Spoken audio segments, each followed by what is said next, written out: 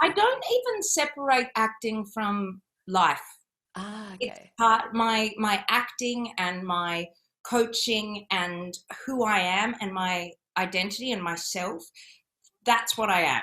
That's what I am. I'm a creative artist. So I coach acting, I act, I direct, I teach acting. I'm me. That's what I am. Hi, and welcome to the Lin Pod YouTube channel. And today I have Pip Edwards, all the way from Sydney, the same place that I live.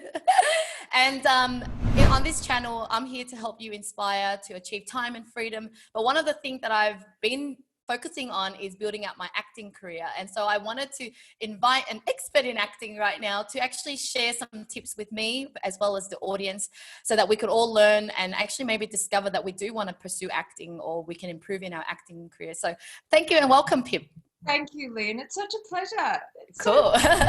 So Pip is one of the teachers who I've met at Stage Milk, who I kind of do this online acting with. And when I spoke to Pip, I was just really amazed with her kind of kindness. And not only she's an experienced actor, but I love working with kind people. And so I wanted to bring you on board to ask you some questions. So one of the first question is, what made you become an actor? Like, was it something that you were, you're born and just knew you wanted to be an actor, or was it something along the way? It's so interesting. It's such an interesting question. I don't think I ever chose. And that I've been asked that before. So, how did you decide to be an actor? And I don't think I ever once chose this. It was just I just took this life. This was just the life that I kept living. I've never really done something to chase for money. I haven't lived like that, but I've just trusted it's going to be okay. Acting takes a lot of trust, as you know. It's a lot of trust. It's hard work, but it's trust and it's letting go. And so when I was in high school, I remember someone, watching my high school play saying, this is a possibility. And then I went to NIDA and I've just kept acting, and it wasn't a choice. It's who I am. It's So who I as a child, you were already kind of playing acting, like you were always playing around that thing, and then you keep on doing more acting classes and things? I don't even separate acting from life. Ah, It's okay. part my acting and my coaching and who I am and my identity and myself. That's what I am. That's what I am. I'm a creative artist. So I coach acting, I act, I direct, I teach acting. I'm me. That's what I am. Does that Yeah, make sense? yeah. So what I can understand is basically you were, it was always part of you. You grew up knowing this is your path, and you pursued it. You never kind of allowed other influences like a job in accounting or a job in something that was going to make more money, because you this is you. You already found your purpose, basically. It's never been a question. It's never been a question. It hasn't even crossed my mind ever. Yeah. And do you think that it takes that kind of conviction and love for something to actually succeed in it? In, like, for example, the field of acting? I think with acting, loving it that's going to help because there's highs, lows, ups, downs. And it does help in that I don't mind whether I'm coaching or whether I'm in acting class and paying to act, or whether I have a job and I'm paid to act. It becomes more about the need to practice your craft, the need to create. And I think that's wired in some people. There's also something that I'm sure that you find it as well, Lynn. I think that there's a certain drive to act, and that comes from being someone with a layer of skin missing. Mm. It's that heightened empathy, that heightened sensitivity, the need to connect and the need to create. And I think that's and an understanding of people, being a psychologist in a way. If you're Yeah. really fascinated about people and you are quite a empathetic human, Mm-hmm. it's part of you. There's a bunch of stuff that are skills as well, yeah, that we have to Yeah. work on, and we work on forever. Yeah, we work on all throughout our life. But those drives are what makes an actor. And I see that through coaching. I see some people, like myself, whose parents have said, just oh, as long as you do your best, whatever makes you happy. So I've never had parents that have gone, you should do this or you should do that. They've always been very supportive of the art. So, you know, I do have a lot of artists in my family, so it's never been a question. Whereas I do see a lot of clients whose parents have gone, oh, I don't know about this. You need to really think seriously. You know, it's a play career. It's not a real career. And so they've obeyed their parents and they've gone and done the real degree, and then they've been called to acting, you know, maybe when they're 30 or maybe even when they retire. Some people put it off until their kids are grown up and they retire and they go, oh my God, I've always had this pull in me. So your path will be different depending on who you are. But at the core of it, I think if you have that heightened sense of empathy, that need to tell stories, that drive, that, you know, from the beginning of time, we had actors, we had shamans, we had tribal dancers, we went through the ancient Greeks, you know, we've always needed to tell stories, and we've needed people who feel something to present our stories and our needs and our drives on whatever medium it is, whether it be a tribal dance or whether it be like now a television show, Netflix, YouTube. Yeah. So do you think that most actors would then be a people person who loves people in real life, or could it really be completely different where they could be a good actor but they don't really like people? I think that actor, there's something I'm sure you found this as well, Lynn. Once you study acting, you can never judge someone again because you learn. Which is what acting really is such a valuable skill for kids to learn, because you're taught to get inside other people's minds. So if you're playing an evil person, you see from their point of view and you go, oh, I see why they did the right thing. They chose to do that. They thought they were doing the right thing. That said, I don't think, can I swear or not? Of course, you can swear all you like. It's not even a real swear word, but like, you don't like bullshit. Yeah. You know, I think you see straight through bullshit. The other thing as well, I find a lot of actors, and again, any of your watchers or your viewers may find this as well, is I think the word is an ambivert. Where ambivert? I've heard of that. I could have made that. I don't know. I've never heard of it, but yeah. Loving people, but then getting very exhausted and needing private time. So it's, what do they get? Introverted, extrovert. Extrovert, yep. So you like people and then you have to go in your little cave. I find that's very common for actors because we feel things so much that being stimulated, something like a, you know, networking meeting with lots of people, it can quite exhaust us because we don't like bullshit. Yeah. So, genuine connection, I find a lot of actors, I mean, that's the same with everyone, isn't it?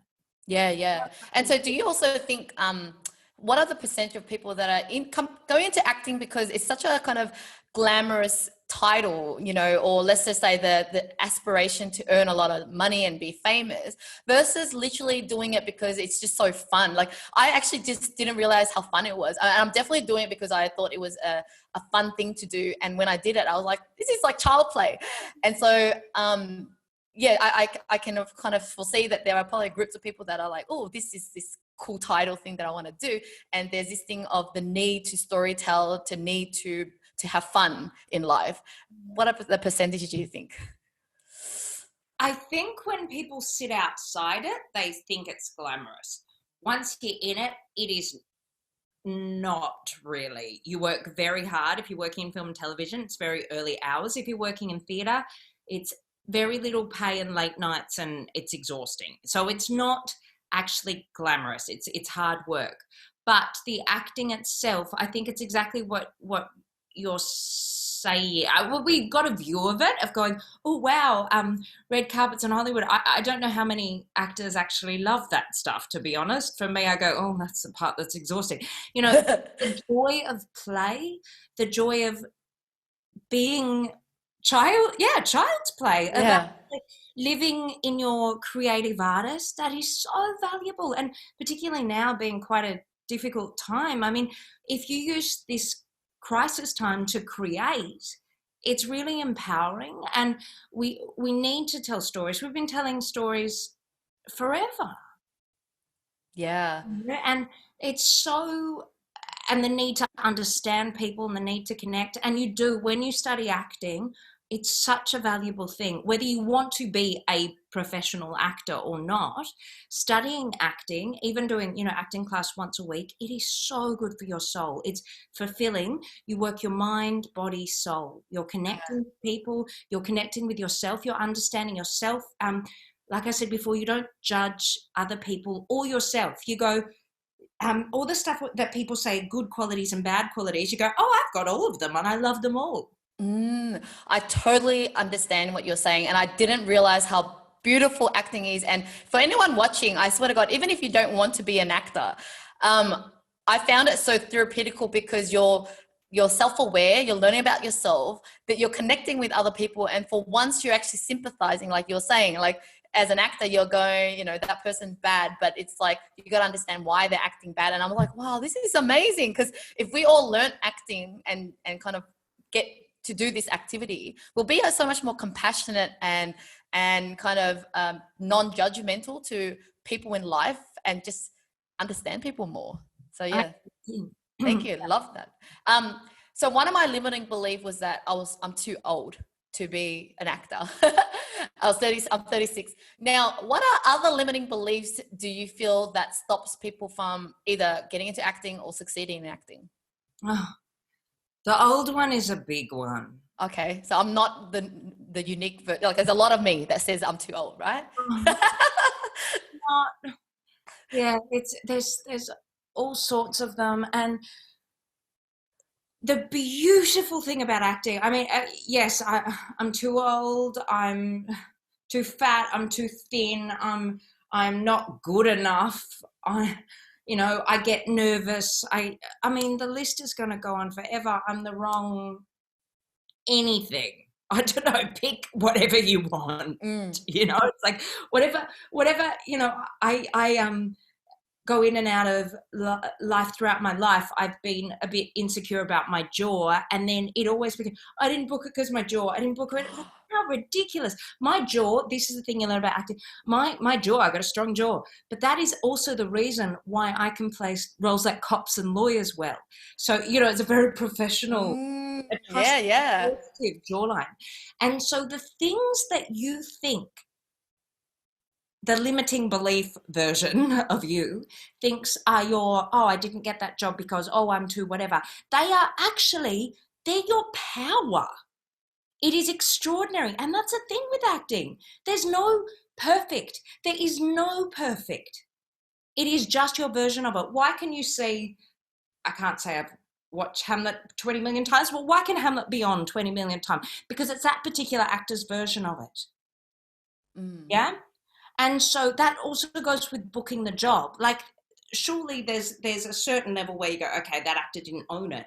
But you have a handful. If ever you get to the chance to be in a casting room, or look up in Hollywood different actors that have been on hold for different roles that didn't get them. This handful that go, oh my God, they're incredible actors. They're incredible actors, but they didn't get it because the mix was that they actually wanted that actor because they were older, perhaps. That one was too young.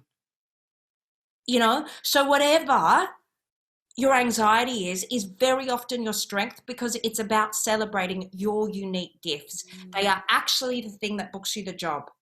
They are actually the thing that book you the job. It's extraordinary. That's so inspiring. And yeah, that just put me so much more confidence, because I definitely realized as I was getting into it, I'm like, actually, they require different characters. They're going to be Asian, black, white, whatever. Then there's different ages, because not everyone who's going to be the same look going to be in the same movie. You need all different characters and different ages. So that's when I was like, yeah, you're a bit silly. And then I think if you look at, if you think that only actors can be 19, who's going to play the mum? Like, do you know what I mean?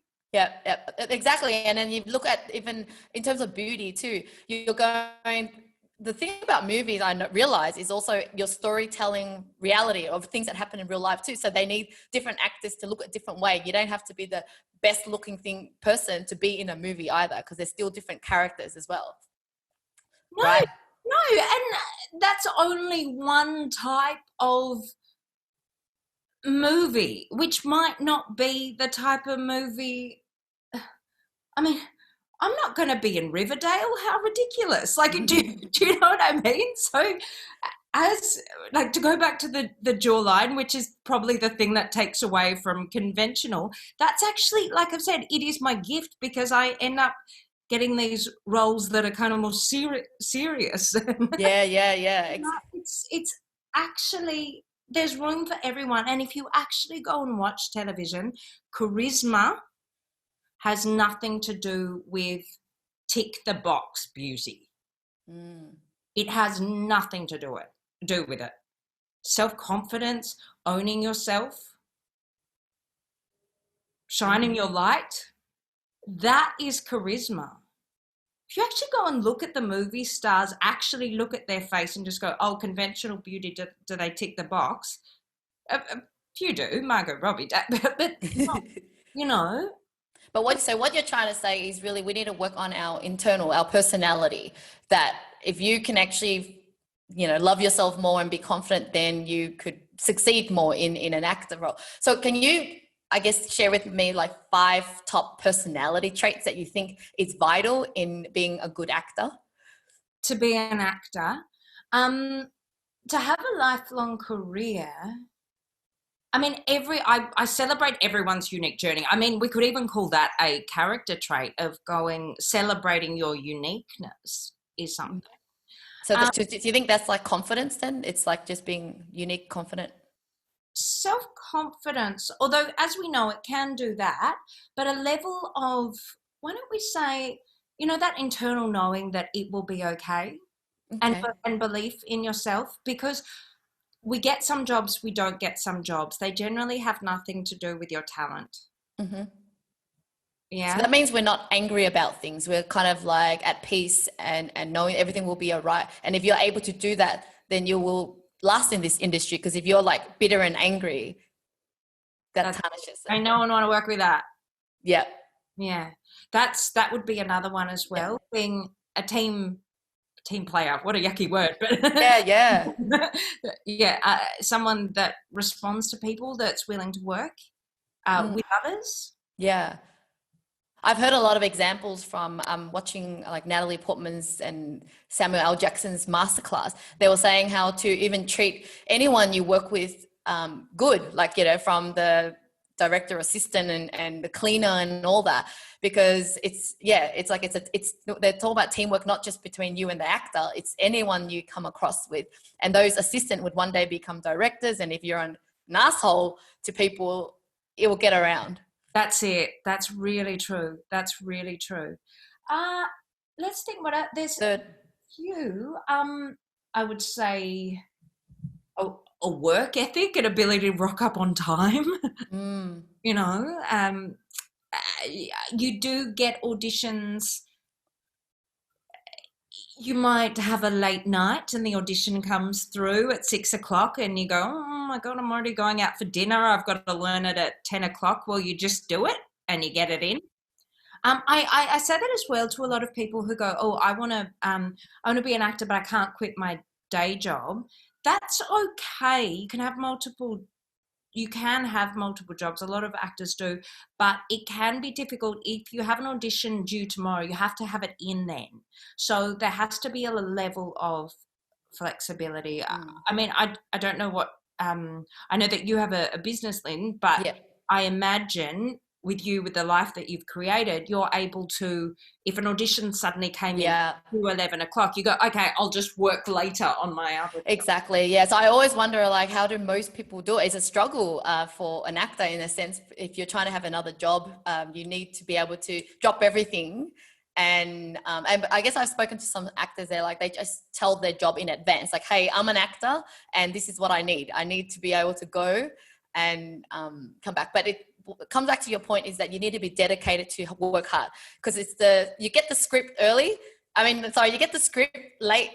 It's due tomorrow and you're like, your mind's going, how the hell am I going to learn this in this short period of time? But it's about turning up, right? And just doing it. Otherwise you don't get the audition, you don't get the job. That's it. And you piss people off. Yeah. We're up to the fifth point. Are we?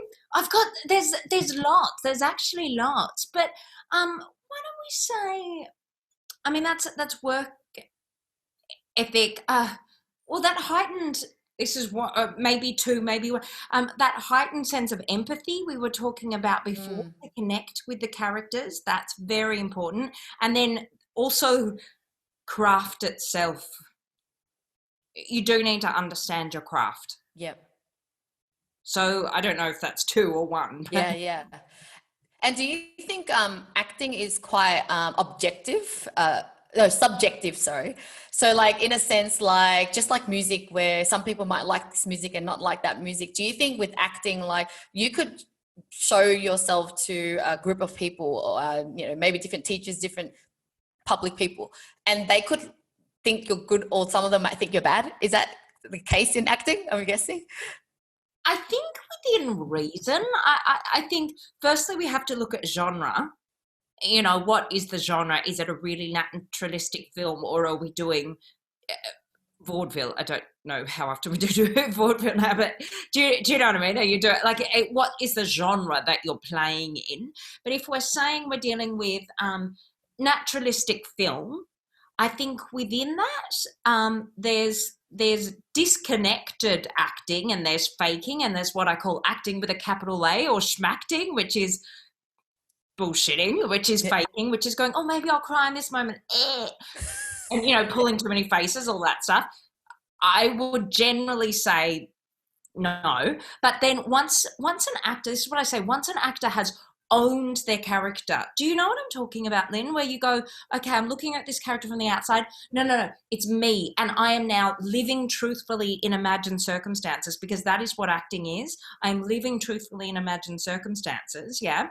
Once you're doing that, you are inherently going to have a different way of living truthfully in those imagined circumstances, as I will, as Meryl Streep does, Yeah. as whoever does. Yeah. And once you've got an actor doing that, I find I love to give actors, I've done a bit of reading and casting, a little bit of casting as well, and seeing a bunch of actors own the role in their own way. Fascinating. You go, well, that just is going to depend on who's the dad, who's the co-star, who's the girlfriend, who's the it just depends on what the show is, and I guess the taste of the director, producer, network. Might be different. Cool. I just remembered one thing when you're talking about the different character thing. So when I was having a coaching session with you, which was amazing, by the way, and everyone should get onto a coaching call with you, was around your tip around the word bold. Because remember, I was asking you, like, people keep telling me to be bold, to choose to be bold. And when I do that, I'm trying to be more out there. I'm trying to be like more dramatic. And you said something to me then that to really change my mindset around that and maybe understand it. So can you go back and share with the audience now about that kind of word bold and how it can mislead you?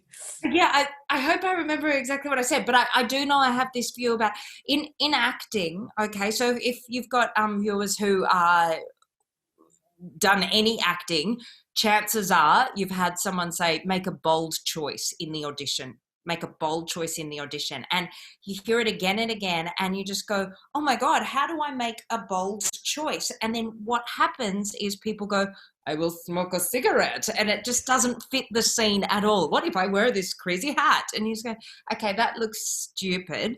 Yeah, it's actually about you being really specific. And I think that is something that I miss. I mean, I could talk about the actual technique part of it. We could go into that for days, but, understanding what your objective is, so your purpose in this conversation, understanding where you are, understanding what your relationship is, get really, really specific about what I call the POPE, so people, objects, places, events, or your internal images. If you talk about, I don't know why this came to my head. Let's play basketball. I haven't played basketball since I was 7, but let's play basketball. I need to have an image of what basketball is. If I say, do you have the bag? What is the bag? What is the bag to you? What is your point of view of the bag? Get really specific about every single internal object. Get very specific about what our relationship is, what your point of view is, and then let go and let Lynn's version, let your viewers, let your version of that come out, having that heightened awareness heightened knowledge, that lived knowledge of every single part of what you say and what the other character says. And if you let go into that, what happens, particularly with camera, is that I don't see you showing off or trying to impress me or thinking the scene's outside of you. And if you do this wacky thing, you're going to go, oh, how wonderful. You actually get really detailed and interesting, and we see interesting choices come from impulse. And that's what the camera loves. The camera loves realizations and reactions and moments when you, Lena, actually trying to realize stuff, trying to, Pip said this to me, my other character said this to me, what do I do with that? Oh, this is how I'm going to solve it. Okay, that's what I'm going to say. That moment when you're processing from that character's point of view, that's what the camera loves. And that ends up being bold. You end up being bold by living in the circumstances. Yes, because when we're not taught in that framework that you said, we're trying to think of a bold move, like a bold, dramatic thing to do. But I really love that you explained that you could still achieve the boldness, but through that kind of thing. So that is amazing. And it's related to, I've probably talked forever, but it's related also to the idea of that the character is outside of you. I don't believe that. I think the moment you get it, it is going to serve you best if you connect with the heart of it, with the eyes of it, with the point of view of the character. I'm one of those actors when people go, so I was just feeling I was like, say I, why not? Own it from the moment you get it. And then you'll be free to not go, oh, there's a perfect way of doing it. There's no perfect way of doing it. Own it. Yeah, amazing. Can you share some of your real life experience of when you've auditioned for something that you thought you got it because it was so good, but you didn't? And then there's ones that you didn't think you did well and you got. Like, are there any kind of circumstance like that? Interesting. I have this, I have this view where you just know whether you're going to get the role. I know that sounds funny, but I'll get scripts, okay, where I'll look at it and I'll go, oh, I really want this. I really want this role. Like, I want this role. And so I will get coaching on it. I'll work on it for ages. I'll work on it all night. I'll work on it. Do you know what I mean? Mm-hmm. And then I get there and I think that I did a really good job because I worked every single moment, but I don't get it and then I look at the person who got it and I go, oh, they just are the role. That's just them. Then I get some where I go, oh yeah, makes sense to me. Like, literally, do you know what I mean? You get it and you go, oh yeah, I tell that story. I get that story. That story speaks to me. I know what that girl's going through. And it generally corresponds with my life at the time. So I think we have certain stories in us that align with our values, that align with our soul, with our purpose, with who we are at our core, our own both anxieties and our strengths. And when we get scripts that go, oh, I get this. I get the style. I get you almost walk in. And the other thing that happens then is that I feel when I get them, I let it go. I don't try and overwork it. There's the ones that I want with my head rather than my gut. The ones I want with my head, oh, this would be such a good role. And I'll overthink it. And acting doesn't work well from that. And that's another reason why acting is such a good skill for everyone is way back when at the start when we were talking about this, it's so much about trust and it's also about trust when you go into that audition room or when you shoot that self-tape. Yeah, if we try and plan everything, if we don't let go, if we don't let ourselves explore moment to moment, we stop listening. And I don't think I gave you particular time then, but that in itself I find is very, very true all throughout my life. There's ones where I go, oh yeah, I get this character. She speaks to my soul and I book it. And there's ones that I want with my head. And so I work at it and then I kind of get too heady about it. Is there a reason why you wanted that one? Was it because it was probably like a good project, more like it's going to be very credible for your career? Or what is it that made you want that versus others?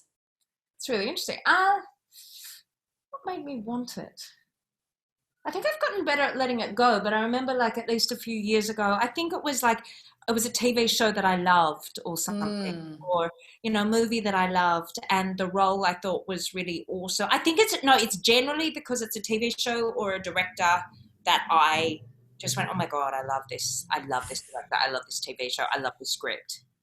It's something that Pip as a viewer would love. Gotcha. Yeah. And then you really want it. So that's what I love about acting, in that it requires so much mindset, like you just mind control, mind ability, like, and the fact that we have to practice to let go of so many auditions that you go through and go, you know, the tip that I get is that you go through the audition and then you forget about it because you don't want to think about it. Because on my first few auditions, I was thinking about it. Oh my God, I was almost like trying to do witchcraft on trying to... Just enough. You are a professional. What do they say? You're a professional job interview. Yeah. You just turn up to interviews. You turn up to interview and you give it everything, and you buy an outfit for the interview and you work for 2 nights straight, and you give so much, but you have to. It is so important. I think that's why when we go back to the start again, that you love the craft. Yeah, when you choose to love the audition. And you make the joy of the audition, the joy of getting to play that character in that moment for that self-tape, for that audition, for class, and you enjoy that and you give that everything, then it doesn't really matter whether you book it or not. And often you end up more likely to book it because you can't. How can you control whether you had the right hair color? Yeah, and the other sad part, or the unfair part, is that you just never know the answer, right? It's not like they will tell you that, sorry, you didn't get it before because of this, because you don't know where to work at. So it really just takes a really strong mind to go, let it go, and someone else deserved it better than me or something, or suited better than me. It's not even, I mean, I've had roles where, you know, I've looked at it. It's this is what's happened to me a few times. I'm like, oh yeah, I've got, say, a callback, the roles that I've got a callback for, and then I've looked at who booked it, and most of the time, the person that booked it is just really, really famous. Yeah.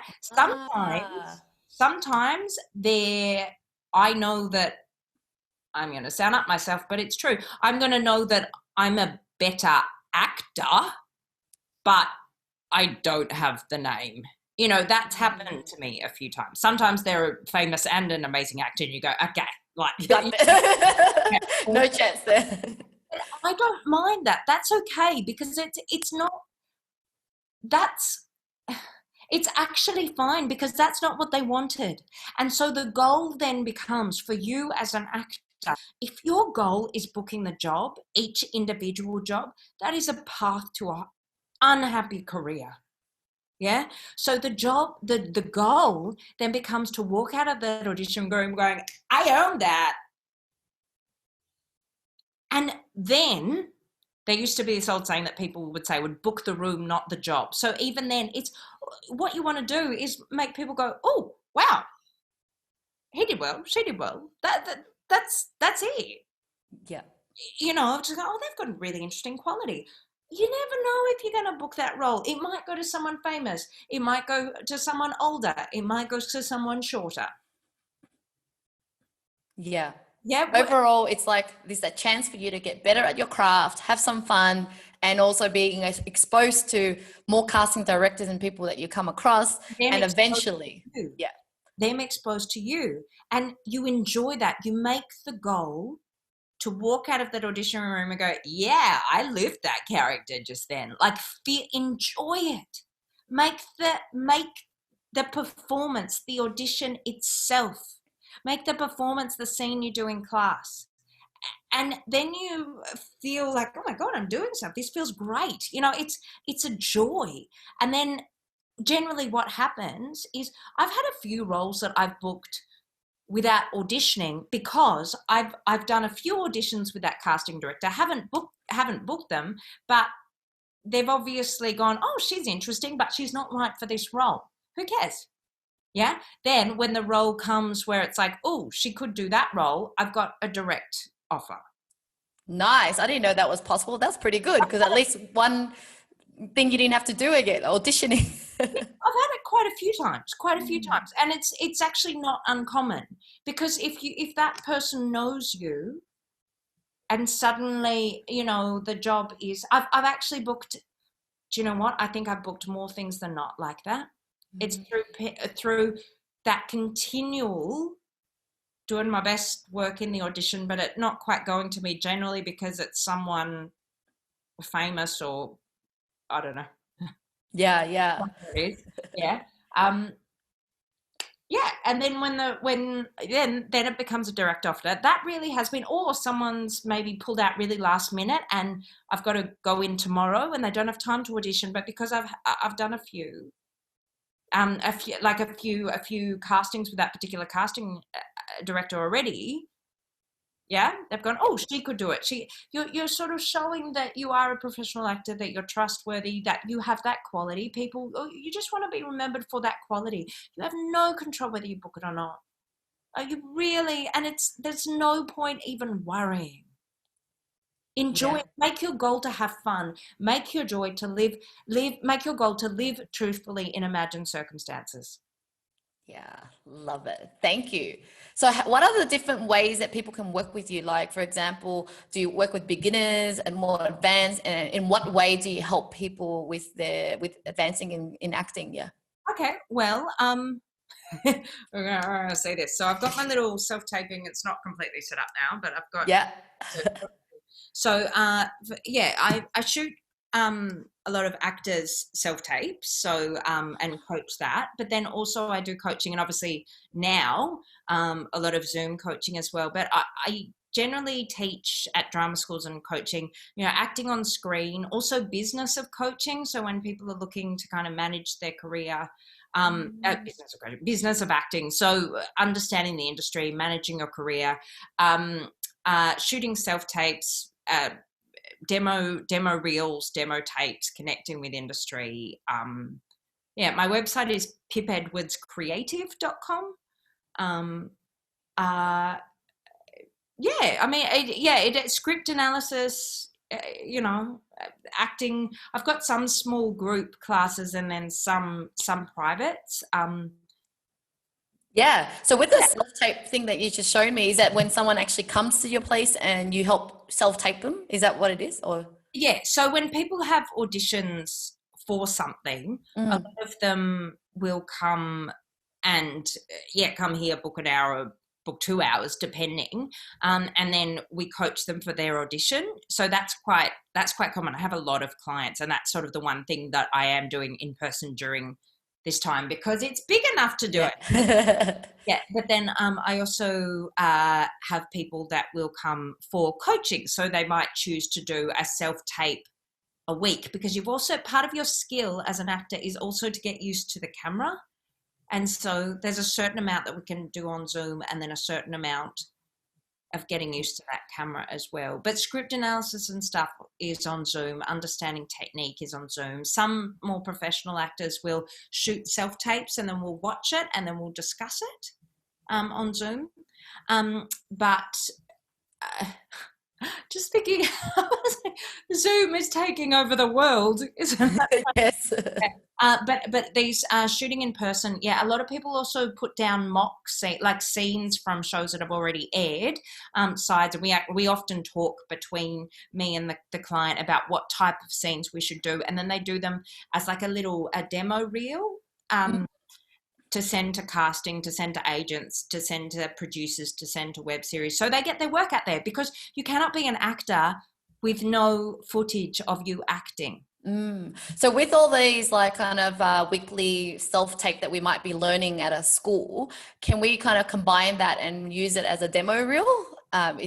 Is that? Well, sure. It's an interesting thing because, like, when we talk about show reels, you know, as an actor, you have to have footage on tape. I mean, how ridiculous if you don't? You're not. It's too easy to have footage. We have phones, yeah. Generally, there are, you know, show reels. I personally, as an actor, I've got like a credit reel, which is my reel from TV shows and films that I've been on. And then aside from that, I also shoot mock self-tapes of different genres to add to that. If I'm going for, say, a particularly wacky comedy, but I haven't been in one in my show reel, well, then I'll send a self-tape of that with it. Does that make sense? Yep. When people are starting out, I understand if you've got nothing, no footage, I understand if people want to get a show reel shot, and I do direct show reel scenes as well. But if you want to shoot self-tapes for a while, often casting directors will say that's fine, because a show reel is generally quite a big investment, as you know, and it might take a little bit of time. Whereas if you're shooting self-tapes, and that is also something you can do, and I know that you've been doing it yourself as well. Yeah, needs to be well shot, see you, hear you, no, nothing distracting in the background, decent eye line, make sure the other actor is good, because it is so distracting when they're terrible.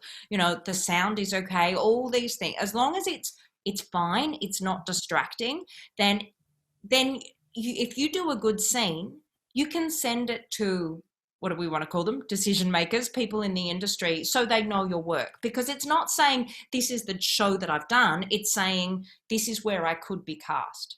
Yep. I have another question for you, actually, and then we'll probably have to wrap it up because we're talking too long. Do you, are you with an agent, and how much of it do you try to seek out your own job versus kind of, waiting for your agent to do, for example?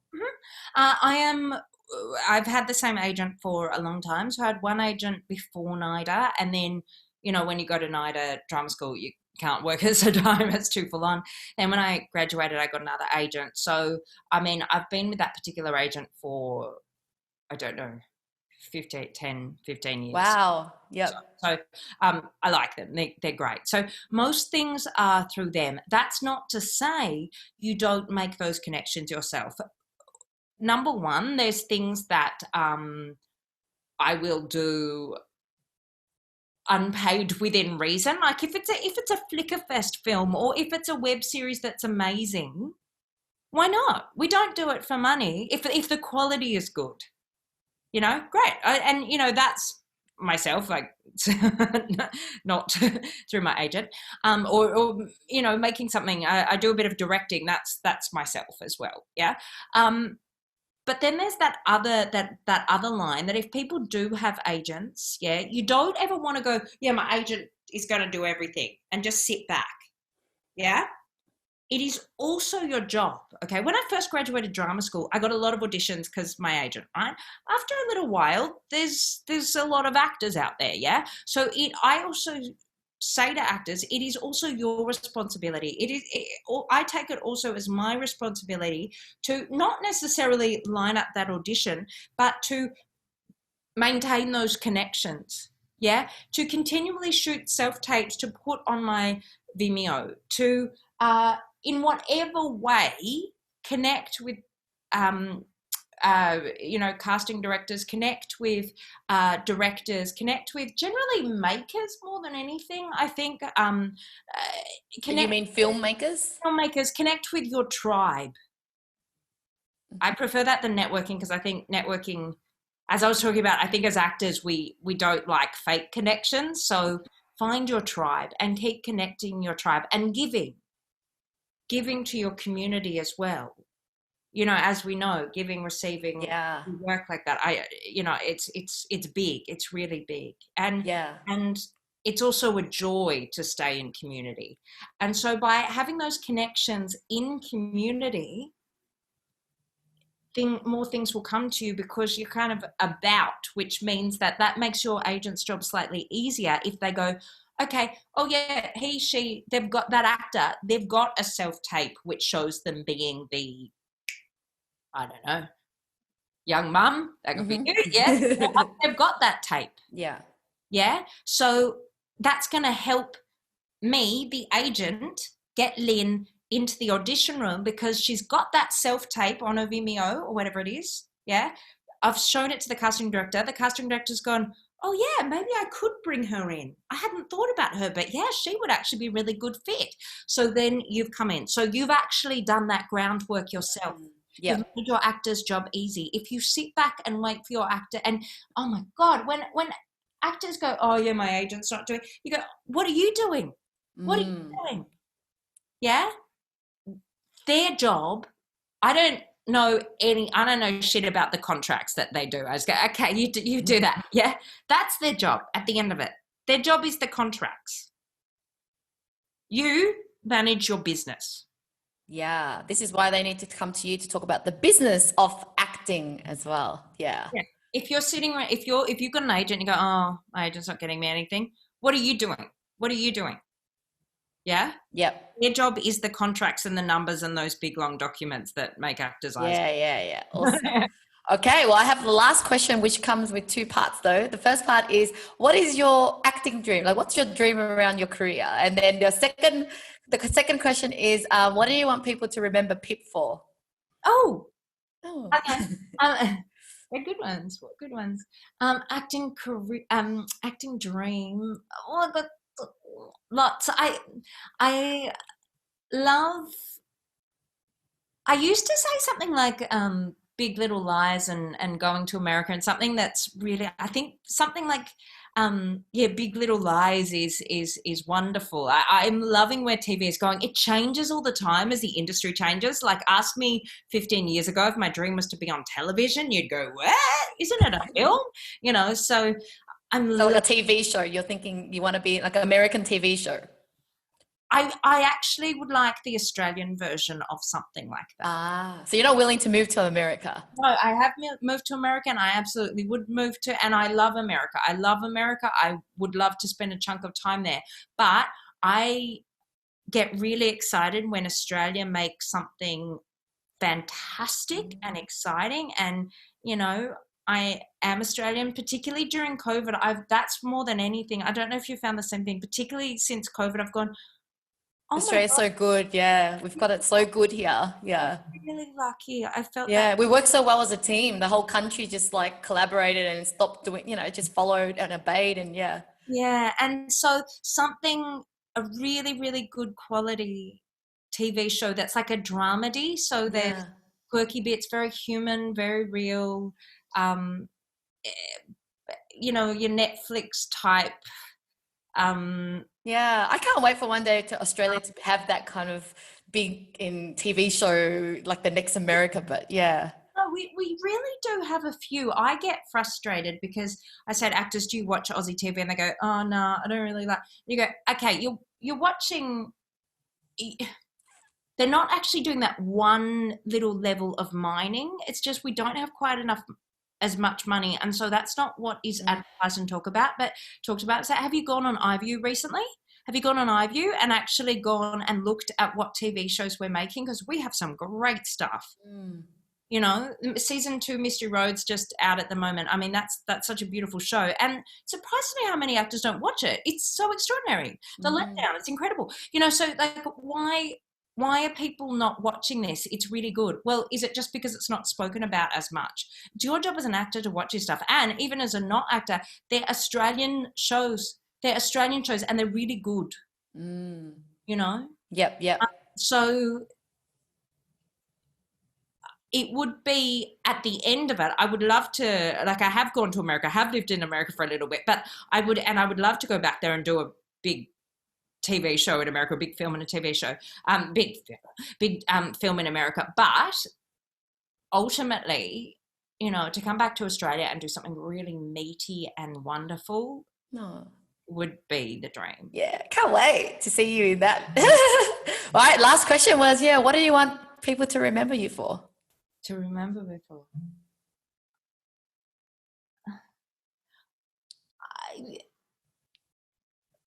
Honesty, I think. I want to inspire people. I want no bullshittedness. Is that a word? I get that word, but yeah. Real to yourself. I think that inspiring people, to inspire people and to empower people. Thank you. And, you know, you're already living that right now. So thank you for being here and inspiring me and inspiring my audience. And yeah, I hope more people, even when I first did a 2-day NIDA acting essential, I actually recommended to my business fellow friends, because I said, do you know that if you did this acting thing, you'll be so confident in your public speaking and doing whatever we do in business, because you're just playing at another level. Like we were doing some kind of silly like crazy moves, and you just don't have a chance to even be shy anymore. It's not here to be shy. We're just here to have fun. And so I told him to actually do an acting class. You are so on the money. I teach those night evening courses. I've had a number of people in business. They've gotten raises. They've gotten, like, during the 8-week course, they've actually, like, they've gotten more money. They've got a higher position in their, because they're doing acting class, because it teaches you to communicate. It teaches you, as we spoke about, empathy. It teaches you confidence, teaches you to dive straight in there. It teaches you to improvise, to not worry so much. Public speaking, talking to the camera, which we need to know right now because we're on Zoom always. Yeah. Yeah. There are so many things to be empowered, but still authentic.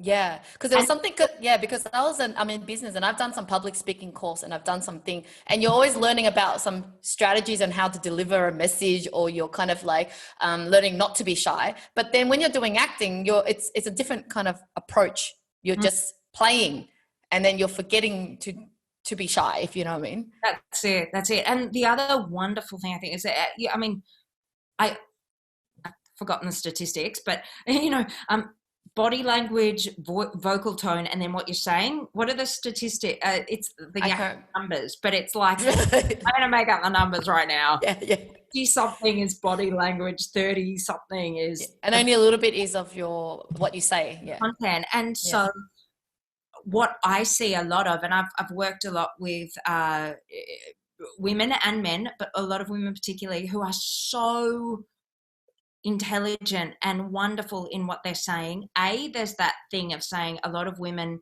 will wait till they're 95% sure they can do something till they say, I can do it. Whereas I think blokes are more like, yeah, I'll be sweet, I can do it, when they're lower. So it's firstly going in the back of your head going, I don't know that I can do that. Yeah, I can. I totally can. So it's learning to do that. And it's also learning a tone and a physicality that is going to immediately allow you to be heard. Thank you. All right, we're going to wrap it up there. Thank you so much, Pip, for your time, and I hope to see you again soon.